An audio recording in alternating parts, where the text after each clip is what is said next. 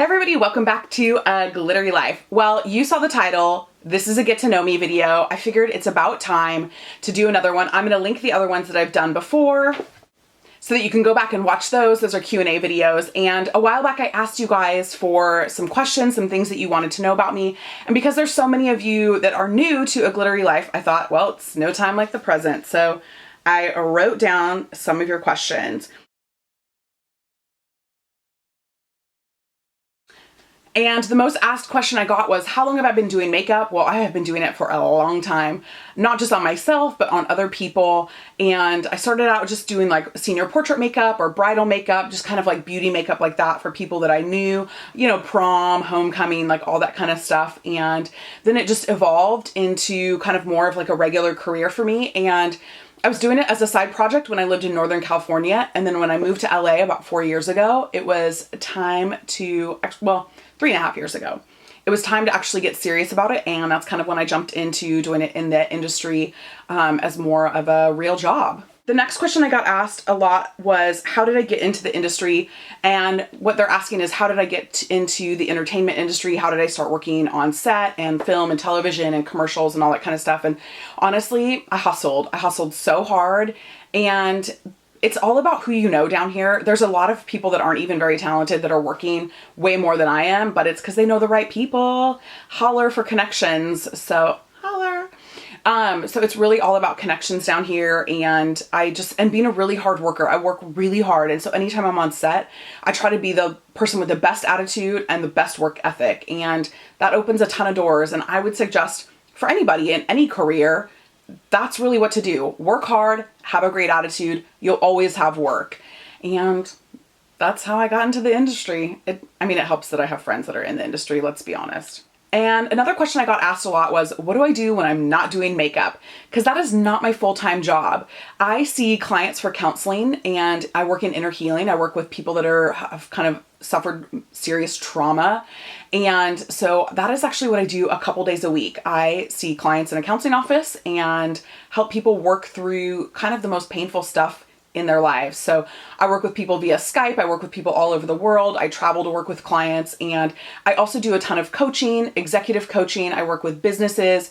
I work with a really big company here in Los Angeles. I do a ton of stuff with their CEO and their CFO, and just doing consulting and all kinds of stuff. So it's so funny. I have my hands in a lot of different like arenas, and it helps that I have a master's. I went to graduate school, and my master's is in leadership development and counseling. So those things all help. They all add up. But when I'm not doing makeup, that is what I'm doing. And actually, probably, it depends on the time of year, which one I do more. This summer, I'm going to do a ton more counseling. This spring, I did a lot more makeup and was really working hard to juggle counseling and coaching and consulting and all that kind of stuff. So that's what I do when I am not painting faces. Where do I live? I live in Los Angeles. I live legitimately like in Los Angeles, and I live pretty close to, I live like, depending on traffic, about like 10 or 15 minutes from Dodger Stadium. So if that gives you any kind of like idea. And I live like kind of in between like Burbank and Pasadena. So, and I love it. I live in a house. It's beautiful. It's awesome. I have amazing roommates. Guillermo lives in a house about 15 minutes away. So we're pretty close. And his office is in my little city. And you would think we would get to see each other more than we do, but we don't. We're both so busy, and we both work really hard. And I don't know if you noticed that we do not live together. We've been dating for about 2.5 years, and we don't live together. And I wouldn't live with him unless we were married. Where am I from? Well, I was born in LA, actually. I am one of the few people in Southern California that was actually born in Los Angeles. I spent a lot of my time living in Northern California, growing up, like high school, college, all that kind of stuff in Redding, California. What, Redding? That's, if I ever go home, if you hear me like talking about how I'm like going home for the week, that's where I go, up to Redding, California. Like those are my 530, my people up there. You guys asked if I'm married, because you guys see me wearing those rings. Those rings are special to me. They have a different significance than a wedding ring, but I do wear them. They kind of alternate between what finger, depending on which finger is swollen. They fit on either one depending on the day. So I'm not married. I would like to be married someday. That's a big, complicated question, and I just take marriage really serious. You guys know I'm 40, and I've been holding out for a long time for the right person. So we'll see if marriage happens for me. Hopefully it does. One of you wanted to know how I balance home and travel. If you follow me on social media, or if you've noticed my absence here on YouTube this year, it's because I'm traveling like crazy. I work all over the place. New York, San Francisco. I was just working in Austin. I mean, there's just no end to where I might be, what I might be doing, who I might be working with, and it's pretty exhausting. Honestly, I've had a pretty hectic travel pace and travel schedule this year for 2016, and I am so happy to be home for the summer. I'm going to go on vacation for a week, actually, to home to be with my family. And other than that, I don't have a ton of travel on my schedule this summer yet. That always is subject to change, but it's been kind of nice. I'm sure my fall will be busy again traveling, and it's hard to balance that. So when I'm home, I'm home. I'm not super like out and about in LA. I'm not into the scene. I'm not like even that social, to be honest. I'm a little bit more introverted than you would I am actually an introvert. You would never give me credit for that, but I am actually legitimately an introvert. And so when I'm home, I am home. I'm like chilling. I'm hanging with my roomies. I'm hanging with Guillermo. I'm at church. I'm with like friends. And I'm just like home chilling, like doing nothing, playing games on my iPad, watching Netflix. I mean, reading. I'm a huge reader. I love to read. So that's kind of how I balance like home travel. I just make sure when I'm home, I'm like really home and really present here.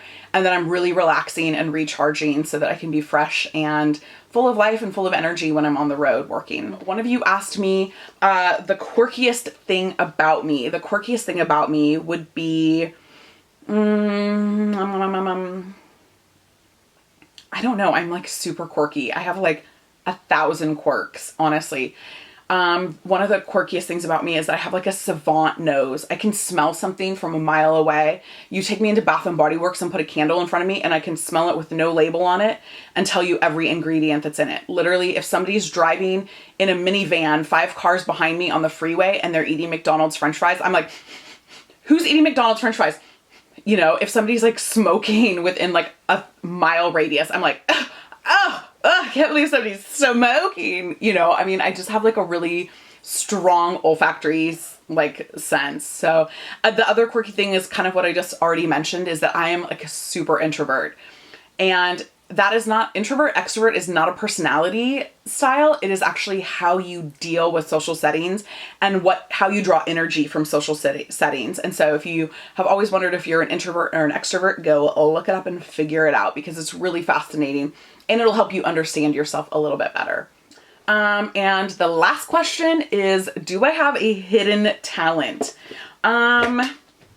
No, I definitely don't. I'm trying to think if I have a hidden talent. Well, I mean, you probably don't know this about me, but I'm a fine artist. I'm a painter.